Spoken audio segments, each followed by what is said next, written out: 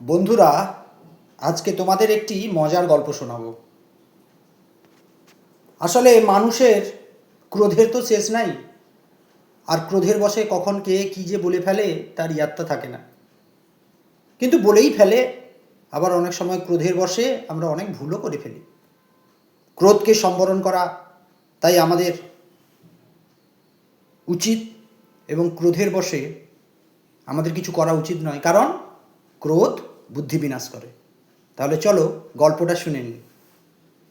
একটা গ্রামে একজন খুব গম্ভীর মহিলা বসবাস করতেন, মানে একটু অহংকারী টাইপের, যাকে বলে দাড়মবাজ মহিলা আমাদের গ্রামের ভাষায়। তো সে মহিলার সঙ্গে পাড়ার প্রতিবেশীদের সঙ্গে মাঝে মধ্যেই ঝামেলা হয়, কারণ তার এত অহংকারের প্রকাশ লোকেদের তা সহ্য হয় না। তাই কথায় কথায় কখনো কখনো ঝগড়াঝাটি হয়েই থাকে। একবার কি হলো না, সেই গ্রামের সেই মহিলা প্রতিবেশীর ঘরের পাশেই একটি অনুষ্ঠান হচ্ছে, সেখানে মহাপ্রভু এসেছেন, নাম সংকীর্তনের আসর বসেছে, প্রসাদ সেবন হবে, অনেক ভক্তকে, পাড়া প্রতিবেশীকে সবাইকে নিমন্ত্রণ করেছে।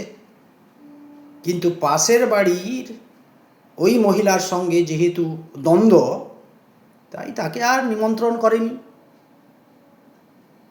যত খোল করতাল বাজছে, লোকজনের আগমন হচ্ছে, উৎসবের মেজাজ যত, মহিলা জানালা দিয়ে দেখেছে, আর মনে মনে রাগে গজগজ গজগজ করছে, ক্রুদ্ধ, বলছে একবার দেখে নেব আমিও।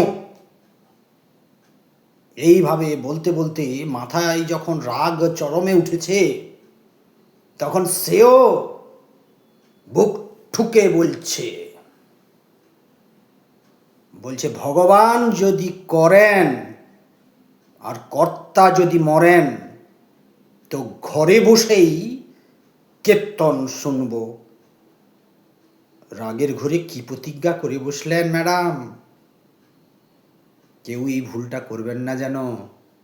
গল্পটা কেমন লাগলো অবশ্যই কমেন্টে জানিও, আর ভালো লাগলে একটু লাইক শেয়ার করে দিও। ধন্যবাদ।